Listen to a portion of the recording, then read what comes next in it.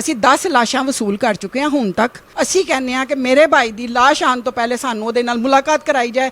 अस्सलाम वालेकुम नाजरीन, तुसी देख रहे हो पंजाबी प्रचार टीवी ते मैं इरफान समोर। नाजरीन, अज मेरे को अज एक इंतहाई दर्दनाक कहानी है। कहानी है नवीद साहब दी, जेड़े पिछले 15 साल तो चाइना दी जेल दे विच कैद ने।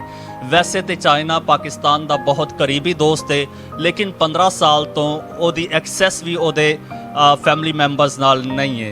मेरे नाल इस टाइम मौजूद ने नवीद साहब दी सिस्टर और उन्हां दी बेटी।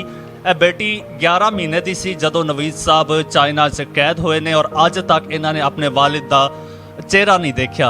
ਔਰ ਨਾਜ਼ਰੀਨ, 2006 ਦੀ ਸਟੋਰੀ ਹੈ ਜਦੋਂ ਨਵੀਦ ਸਾਹਿਬ ਘਰੋਂ ਨਿਕਲੇ, ਇਸਲਾਮਾਬਾਦ ਦਾ ਕਹਿ ਕੇ ਨਿਕਲੇ ਔਰ ਬਾਅਦ 'ਚ ਗੁੰਮ ਹੋ ਗਏ। ਪਤਾ ਕਰਨ ਦੇ ਬਾਅਦ ਤਕਰੀਬਨ 2 ਸਾਲ ਬਾਅਦ ਉਹਨਾਂ ਦਾ ਇੱਕ ਲੈਟਰ ਮੌਸੂਲ ਹੋਇਆ ਉਹਨਾਂ ਦੀ ਫੈਮਿਲੀ ਨੂੰ ਕਿ ਨਵੀਦ ਸਾਹਿਬ ਇਸ ਟਾਈਮ ਚਾਈਨਾ ਦੀ ਜੇਲ੍ਹ 'ਚ ਕੈਦ ਨੇ ਔਰ ਉਹਨਾਂ ਤੇ ਕੋਈ ਸਖਤ ਕਿਸਮ ਦੇ ਐਲੀਗੇਸ਼ਨਸ ਨੇ।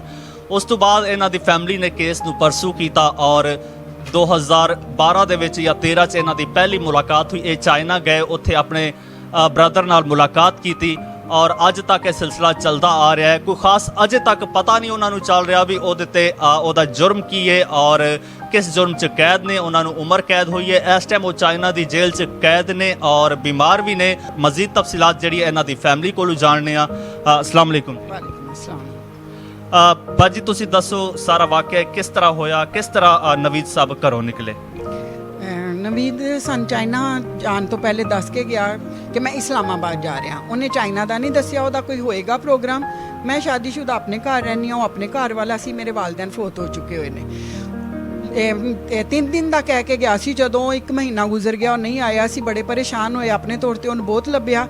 ਅੰਬੈਸੀਆਂ 'ਚ ਵੀ ਗਏ, ਅਸੀਂ ਥਾਣਿਆਂ 'ਚ ਵੀ ਗਏ, ਹਸਪੀਟਲਾਂ 'ਚ ਵੀ ਗਏ, ਅਸੀਂ ਅਖਬਾਰਾਂ 'ਚ ਵੀ ਦਰਖਾਸਤਾਂ ਦਿੱਤੀਆਂ, ਉਹ ਤਸਵੀਰਾਂ ਦਿੱਤੀਆਂ, ਉਹਦੀਆਂ ਇਸ਼ਤਿਹਾਰ ਲਗਵਾਏ, ਲੇਕਿਨ ਉਹਦਾ ਕਿਸੇ ਤਰ੍ਹਾਂ ਸਾਨੂੰ ਪਤਾ ਨਹੀਂ ਚੱਲਿਆ। 2009 ਦੇ ਵਿੱਚ ਜਾ ਕੇ ਸਾਨੂੰ ਪਤਾ ਚੱਲਿਆ ਕਿ ਮੇਰਾ ਭਾਈ ਚਾਈਨਾ ਜੇਲ੍ਹ ਵਿੱਚ ਅਰੈਸਟ ਹੈਗਾ।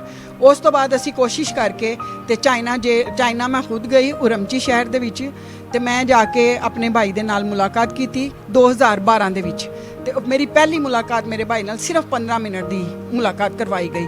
ਉਸ ਤੋਂ ਬਾਅਦ ਮੈਂ ਪਾਕਿਸਤਾਨ ਆ ਗਈ ਵਾਪਸ, ਤੇ ਮੈਂ ਬੜੀ ਕੋਸ਼ਿਸ਼ ਕੀਤੀ ਆ ਕੇ ਐਮਬੈਸੀ ਕਿ ਮੈਨੂੰ ਦੱਸੇ ਕਿ ਮੇਰੇ ਭਾਈ ਦਾ ਜੁਰਮ ਕੀ ਹੈ ਜਾਂ ਮੇਰੇ ਭਾਈ ਦਾ ਕੀ ਐਲੀਗੇਸ਼ਨ ਹੈ। ਅੱਛਾ, ਇਹ ਦੱਸਿਓ ਜੀ, ਜਦੋਂ ਤੁਹਾਡੀ 15 ਮਿੰਟ ਦੀ ਮੁਲਾਕਾਤ ਹੋਈ ਤੇ ਉਸ ਦੌਰਾਨ ਤੁਹਾਡੇ ਭਾਈ ਨੇ ਨਹੀਂ ਦੱਸਿਆ ਕਿ ਉਹਦਾ ਕੀ ਜੁਰਮ ਹੈ, ਕਿਉਂ ਕੈਦ ਨੇ? ਨਹੀਂ, ਉੱਥੇ ਅਲਾਉ ਨਹੀਂ ਸੀ ਹੈ। ਮੈਂ ਆਪਣੇ ਭਾਈ ਨੂੰ ਪੁੱਛਿਆ ਤੇ ਉਹਨੇ ਕਿਹਾ ਕਿ ਜੇ ਇਹ ਗੱਲਾਂ ਕਰੇਂਗੀ ਤੇ ਫਿਰ ਉਹ ਸਾਡੀ ਮੁਲਾਕਾਤ ਖਤਮ ਕਰ ਦੇਣਗੇ ਤੇ ਅੱਗੋਂ ਮਿਲਣ ਵੀ ਨਹੀਂ ਦੇਣਗੇ। ਮੈਂ ਕੁਝ ਨਹੀਂ ਦੱਸ ਸਕਦਾ, ਕਿਸੇ ਕਿਸਮ ਦੀ ਮੈਂ ਆਪਣੀ ਜੇਲ੍ਹ ਦੇ ਮੁਤਲਕ ਕੋਈ ਗੱਲ ਨਹੀਂ ਦੱਸ ਸਕਦਾ। ਤੇ ਉਹ ਮੈਂ ਉਹਨੂੰ ਜਦੋਂ ਮਿਲੀ ਆ, ਮੈਂ ਦੇਖਿਆ ਤੇ ਉਹ ਬਿਮਾਰ ਸੀ। ਉਹਦਾ ਹੱਥ, ਲੈਫਟ ਹੱਥ ਜਿਹੜਾ ਨਾ ਉਹਦਾ ਸ਼ੇਕ ਕਰ ਰਿਹਾ ਸੀ। ਫਿਰ ਮੈਂ ਪਾਕਿਸਤਾਨ ਆ ਕੇ ਐਮਬੈਸੀ ਦੇ ਥਰੂ ਬਹੁਤ ਕੋਸ਼ਿਸ਼ ਕੀਤੀ ਕਿ ਮੇਰੇ ਭਾਈ ਦਾ ਐਲੀਗੇਸ਼ਨ ਪਤਾ ਲੱਗੇ, ਸਾਨੂੰ ਪੇਪਰਸ ਮਿਲਣ, ਸਾਨੂੰ ਪਤਾ ਲੱਗੇ, ਅਸੀਂ ਵਕੀਲ ਕਰੀਏ, ਕਿਉਂਕਿ ਉਹ ਤੇ ਇਕੱਲੇ ਦੀ ਉਹਨਾਂ ਨੇ ਇਕੱਲਾ ਚਾਈਨਾ ਦਾ ਹੀ ਵਕੀਲ ਕਰਕੇ ਆਪੇ ਹੀ ਉਹ ਜੱਜ ਬਣੇ, ਆਪੇ ਹੀ ਉਹ ਵਕੀਲ ਬਣੇ, ਆਪੇ ਹੀ ਉਹ ਮੁਨਸਬ ਬਣ ਗਏ, ਆਪੇ ਹੀ ਉਹਨਾਂ ਨੇ ਸਜ਼ਾ ਦਿੱਤੀ, ਗ੍ਰਿਫਤਾਰ ਕੀਤਾ। ਸਾਡੇ ਇਲਮ ਦੇ ਵਿੱਚ ਤੇ ਕੁਝ ਵੀ ਨਹੀਂਗਾ। ਸਾਡੇ ਨਾਲ ਐਮਬੈਸੀ ਨੇ ਵੀ ਕੋਈ ਤਾਵਨ ਨਹੀਂ ਕੀਤਾ, ਨਾ ਸਾਨੂੰ ਉਦੋਂ ਐਮਬੈਸੀ ਨੇ ਇਨਫੋਰਮ ਕੀਤਾ, ਜਦ ਕਿ ਐਮਬੈਸੀ ਉੱਥੇ ਬੈਠੀ ਐਸੇ ਵਾਸਤੇ ਹੋਈ ਹੈ ਕਿ ਇਹੋ ਜਿਹਾ ਮੁਸ਼ਕਿਲ ਦੇ ਵਿੱਚ ਬੰਦੇ ਹੋਣ ਤੇ ਉਹਨਾਂ ਦੀ ਹੈਲਪ ਕਰੇ ਤੇ ਉਹਨਾਂ ਦੇ ਘਰ ਵਾਲਿਆਂ ਨੂੰ ਇਨਫੋਰਮ ਕਰੇ। ਸਾਨੂੰ ਲੈਟਰ ਆਇਆ ਸਾਡੇ ਭਾਈ ਦਾ ਤੇ ਫਿਰ ਸਾਨੂੰ ਪਤਾ ਚੱਲਿਆ। ਉਸ ਤੋਂ ਬਾਅਦ ਮੈਂ 2014 ਦੇ ਵਿੱਚ ਫਿਰ ਕੋਸ਼ਿਸ਼ ਕਰਕੇ ਗਈ ਕਿ ਮੈਂ ਜਾ ਕੇ ਕਿਸੇ ਤਰ੍ਹਾਂ ਆਪਣੇ ਭਾਈ ਦੇ ਇਲਾਜ ਵਾਸਤੇ ਕੋਈ ਕਰਾਂ, ਲੇਕਿਨ ਮੇਰੀ ਕੋਈ ਪੇਸ਼ ਨਹੀਂ ਚੱਲੀ। ਉੱਥੇ ਇਲਾਜ ਨਹੀਂ ਹੋ ਸਕਿਆ। ਉੱਥੇ ਕੈਦੀਆਂ ਤੇ ਬਹੁਤ ਜ਼ਿਆਦਾ ਸਖਤੀ ਕਰਦੇ ਨੇ, ਬਹੁਤ ਜ਼ਿਆਦਾ। ਉਹਨਾਂ ਨੂੰ ਖਾਣਾ ਵੀ ਜਿਹੜਾ ਉਹਨਾਂ ਨੂੰ ਮੁਸਲਿਮ ਖਾਣਾ ਨਹੀਂ ਮਿਲਦਾ, ਉਹਨਾਂ ਨੂੰ ਨਮਾਜ਼ ਦੀ ਪਾਬੰਦੀ ਨਹੀਂ, ਜੋ ਹਿਊਮਨ ਰਾਈਟਸ ਦੇ ਰੂਲ ਆਫ ਰੈਗੂਲੇਸ਼ਨ ਨੇ ਉਹਨਾਂ ਦੇ ਉੱਤੇ ਲਾਗੂ ਨਹੀਂ ਹੁੰਦੇ। ਉਹਨਾਂ ਦੇ ਸਖਤੀ ਦੇ ਨਾਲ ਜਿਹੜਾ ਨਾ ਉਹਨਾਂ ਚਾਈਨਾ ਆਪਣੇ ਕਾਨੂੰਨ ਉਹਨਾਂ ਦੇ ਉੱਤੇ ਚਲਾਉਂਦਾ। ਮੁਸਲਿਮ ਜਿਹੜੇ ਕੈਦੀ ਨੇ ਉਹਨਾਂ ਦੇ ਉੱਤੇ ਉਹਨਾਂ ਨੂੰ ਇਹ ਨਹੀਂ ਹੈ ਕਿ ਤੁਸੀਂ ਆਪਣੀ ਨਮਾਜ਼ ਰੋਜ਼ਾ ਕਰ ਸਕਦੇ ਹੋ। ਖਾਣਾ ਵੀ ਚਾਈਨਾ ਜਿਹੜਾ ਹੈ ਉਹ ਆਪਣੇ ਕਾਨੂੰਨ ਦੇ ਮੁਤਾਬਕ, ਆਪਣੇ ਮੁਲਕ ਦੇ ਮੁਤਾਬਕ ਦਿੰਦੇ ਨੇ। ਮੁਸਲਿਮ ਖਾਣਾ ਉਹਨਾਂ ਨੂੰ ਨਹੀਂ ਮਿਲਦਾ। ਮੈਂ ਬਹੁਤ ਕੋਸ਼ਿਸ਼ ਕਰਨੀ ਸਾਂ ਕਿ ਮੇਰੇ ਭਾਈ ਦਾ ਇਲਾਜ ਹੋ ਜਾਵੇ। ਮੈਂ ਅੱਛਾ, ਇਹ ਸਾਰੀਆਂ ਗੱਲਾਂ, ਨਮਾਜ਼ ਨਹੀਂ ਪੜਨ ਦਿੰਦੇ, ਖਾਣਾ ਉਹਨਾਂ ਨੂੰ ਹਲਾਲ ਖਾਣਾ ਪ੍ਰੋਵਾਈਡ ਨਹੀਂ ਕੀਤਾ ਜਾਂਦਾ, ਇਹ ਤੁਹਾਡੇ ਭਾਈ ਨੇ ਤੁਹਾਨੂੰ ਦੱਸਿਆ? ਨਹੀਂ ਜੀ, ਜਿਹੜੇ ਕੈਦੀ ਉੱਥੋਂ ਕੈਦ ਪੂਰੀ ਕਰਕੇ ਰਿਹਾ ਹੋ ਕੇ ਆਉਂਦੇ ਸੀ ਉਹ ਸਾਨੂੰ ਮਿਲਦੇ ਸੀ, ਉਹਨਾਂ ਨੇ ਸਾਨੂੰ ਦੱਸਿਆ। ਸਾਡੇ ਆਪਸ ਵਿੱਚ ਕੈਦੀਆਂ ਦੇ ਜਿੰਨੇ 500 ਤੇ 40 ਦੇ ਕਰੀਬ ਕੈਦੀ ਨੇ ਚਾਈਨਾ ਦੇ ਵਿੱਚ, ਤੇ ਜਿੱਥੇ ਮੇਰਾ ਭਾਈ ਹੈਗਾ ਜਿਸ ਜੇਲ੍ਹ ਵਿੱਚ ਉੱਥੇ 150 ਦੇ ਕਰੀਬ ਕੈਦੀ ਹੈ। ਜਦੋਂ ਉੱਥੇ ਕੈਦੀ ਕੋਈ ਸਜ਼ਾ ਪੂਰੀ ਕਰਕੇ ਆਂਦਾ ਸੀ ਉਹ ਸਾਨੂੰ ਦੱਸਦਾ ਸੀ ਕਿ ਜੀ ਇਹ ਸੂਰਤ ਹਾਲ ਹੀ ਕੀ ਉੱਥੇ ਸਾਡੇ ਨਾਲ ਇੰਜ ਸਖਤੀਆਂ ਹੁੰਦੀਆਂ ਸੀ। ਅੱਛਾ, ਤੇ ਸਜ਼ਾ ਦੇ ਬਾਰੇ 'ਚ ਵੀ ਉਹ ਕੈਦੀਆਂ ਨੇ ਦੱਸਿਆ ਜਾਂ ਭਾਈ ਤੁਹਾਡੇ ਨੇ ਦੱਸਿਆ ਕੀ ਸਜ਼ਾ ਹੈ, ਕਿੰਨੀ ਸਜ਼ਾ ਹੈ? ਸਾਨੂੰ ਬਿਲਕੁਲ ਸਾਡੇ ਭਾਈ ਦੇ ਮੂੰਹੋਂ ਅਸੀਂ ਕੋਈ ਗੱਲ ਨਹੀਂ ਸੁਣੀ। ਸਾਨੂੰ ਸਾਰਾ ਕੁਝ ਕੈਦੀਆਂ ਨੇ ਦੱਸ, ਜਿਹੜੇ ਛੁੱਟ ਕੇ ਆਂਦੇ ਸੀ ਸਾਨੂੰ ਉਹ ਦੱਸਦੇ ਸੀ। ਅੱਛਾ 15 ਸਾਲ ਹੋ ਗਏ ਨੇ ਭਾਈ ਤੁਹਾਡੇ ਜੇਲ੍ਹ 'ਚ ਕੈਦ ਨੇ, ਕੋਈ ਸਜ਼ਾ ਦਾ ਤਾਯੁਨ ਹੋਇਆ ਕਿ ਕਿੰਨੀ ਸਜ਼ਾ ਹੈ, ਕਿੰਨੀ ਮਜ਼ੀਦ ਕੱਟਣੀ ਹੈ? ਨਹੀਂ, ਸਾਡੇ ਇਲਮ ਵਿੱਚ ਕੁਛ ਨਹੀਂਗਾ। ਸਾਨੂੰ ਤੇ ਇਹੀ ਦੱਸਦੇ ਨੇ ਸਟਿਲ ਡੈਥ ਹੈ ਵੇ। ਅੱਛਾ ਟਿਲ ਡੈਥ। ਸਟਿਲ ਡੈਥ ਹੀ ਹੈ। ਸਾਨੂੰ ਕੋਈ ਇਨਫੋਰਮੇਸ਼ਨ ਨਹੀਂ ਹੈ। ਅੰਬੈਸੀ ਨੇ ਅੱਜ ਤੱਕ ਸਾਨੂੰ ਪੇਪਰ ਨਹੀਂ ਭੇਜੇ। ਅਸੀਂ ਅੰਬੈਸੀ ਨੂੰ ਬੜੀਆਂ ਮੇਲਾਂ ਵੀ ਕੀਤੀਆਂ ਨੇ ਕਿ ਮੇਰੇ ਭਾਈ ਦਾ ਇਲਾਜ ਸ਼ੁਰੂ ਕਰਾਇਆ ਜਾਏ, ਉਹ ਬਹੁਤ ਬਿਮਾਰ ਹੈਗਾ, ਉਹਨੂੰ ਹਸਪੀਟਲ ਦਾਖਲ ਕਰਾ ਕੇ ਉਹਦੀ ਜੋ ਡਿਜ਼ੀਜ਼ ਹੈ ਉਹ ਸਾਨੂੰ ਦੱਸਿਆ ਜਾਏ ਤਾਂ ਕਿ ਅਸੀਂ ਵੀ ਕੋਸ਼ਿਸ਼ ਕਰੀਏ। ਮੈਂ ਵੀ ਜਾਵਾਂ, ਮੈਂ ਜਾ ਕੇ ਆਪਣੇ ਭਾਈ ਦਾ ਖੁਦ ਇਲਾਜ ਕਰਾਵਾਂ। ਅਸੀਂ ਅਫੋਰਡ ਕਰ ਸਕਨੇ ਹਾਂ, ਮੈਂ ਆਪਣੇ ਭਾਈ ਦਾ ਇਲਾਜ ਆਪ ਕਰਵਾ ਸਕਨੀ ਹਾਂ, ਲੇਕਿਨ ਸਾਨੂੰ ਅੰਬੈਸੀ ਕੋਈ ਤਾਵਨ ਨਹੀਂ ਕਰਦੀ ਪਈ। ਅੱਛਾ ਹੁਣ ਮੌਜੂਦਾ ਜਿਹੜੀ ਗਵਰਨਮੈਂਟ ਹੈ ਔਰ ਮੌਜੂਦਾ ਜਿਹੜੇ ਸਫੀਰ ਨੇ ਉਹਨਾਂ ਨਾਲ ਤੁਹਾਡਾ ਕੋਈ ਰਾਬਤਾ ਹੋਇਆ ਇਸ ਹਵਾਲੇ ਨਾਲ? ਹਾਂਜੀ, ਅਸੀਂ ਪੋਰਟਲ ਤੇ ਵੀ ਐਪਲੀਕੇਸ਼ਨਾਂ ਦਿੰਦੇ ਹਾਂ। ਅਸੀਂ ਐਂਬੈਸੀਡਰ ਦੇ ਨਾਲ ਵੀ ਰਾਬਤੇ 'ਚ ਹਾਂ, ਅਸੀਂ ਫਾਰਨ ਅਫੇਅਰ ਨਾਲ ਵੀ ਰਾਬਤੇ 'ਚ ਹਾਂ, ਅਸੀਂ ਡੀਜੀ ਚਾਈਨਾ ਨਾਲ ਵੀ ਰਾਬਤੇ 'ਚ ਹਾਂ, ਲੇਕਿਨ ਸਾਨੂੰ ਪ੍ਰੋਪਰ ਕੋਈ ਕੁਝ ਨਹੀਂ ਦੱਸਦਾ। ਅਸੀਂ ਸੁਪਰੀਮ ਕੋਰਟ ਵੀ ਗਏ ਹਾਂ, ਅਸੀਂ ਅਖਬਾਰਾਂ 'ਚ ਵੀ ਕੀਤਾ, ਅਸੀਂ ਇhtਜਾਜ ਵੀ ਕੀਤਾ, ਪ੍ਰੈਸ ਕਲੱਬ ਦੇ ਬਾਹਰ ਵੀ, ਇਸਲਾਮਾਬਾਦ, ਲਾਹੌਰ, ਹਰ ਸ਼ਹਿਰ 'ਚ ਕੀਤਾ, ਲੇਕਿਨ ਸਾਨੂੰ ਕੋਈ ਬੈਨੀਫਿਟ ਨਹੀਂ ਮਿਲ ਰਿਹਾ। 2018 ਦੇ ਵਿੱਚ ਇਹਨਾਂ ਨੇ ਮੁਆਇਦਾ ਕੀਤਾ ਸੀ ਕਿ ਕੈਦੀ ਪਾਕਿਸਤਾਨ ਦੇ ਪਾਕਿਸਤਾਨ ਹੀ ਜਾਣਗੇ ਤੇ ਚਾਈਨਾ ਵਾਲੇ ਉੱਥੇ ਜਾਣਗੇ। ਸ਼ਾਹ ਮਹਿਮੂਦ ਕੁਰੈਸ਼ੀ ਸਾਹਿਬ ਨੇ ਔਨ 에ਅਰ ਆ ਕੇ ਤੇ ਬਰੀਫਿੰਗ ਦਿੱਤੀ ਸੀ ਇਸ ਮਾਮਲੇ ਦੇ ਉੱਤੇ, ਲੇਕਿਨ 2018 ਤੋਂ ਲੈ ਕੇ 2021 ਤੱਕ ਸਟਿਲ ਕੋਈ ਇਹਦੇ ਉੱਤੇ ਕੰਮ ਨਹੀਂ ਹੋ ਰਿਹਾ। ਅਸੀਂ ਐਂਬੈਸੀ ਨੂੰ ਪੁੱਛਦੇ ਹਾਂ ਤਾਂ ਉਹ ਕਹਿ ਰਹੇ ਨੇ ਜੀ ਕੰਮ ਹੋ ਰਿਹਾ। 3 ਸਾਲ ਹੋ ਗਏ ਨੇ, ਕਿੰਨਾ ਕੰਮ ਹੋਣਾ ਹੈ?